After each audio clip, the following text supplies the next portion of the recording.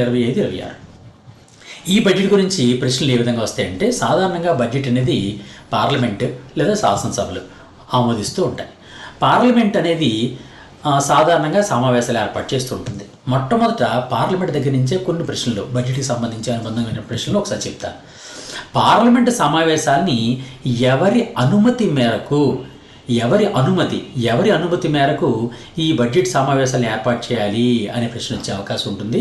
అది భారత రాష్ట్రపతి గారి ఆమోదంతో, అనుమతితో మాత్రమే ఈ పార్లమెంట్ యొక్క సమావేశాల్ని ఏర్పాటు చేయడం జరుగుతుంది, అకార్డింగ్ టు మన కాన్స్టిట్యూషన్ అనమాట.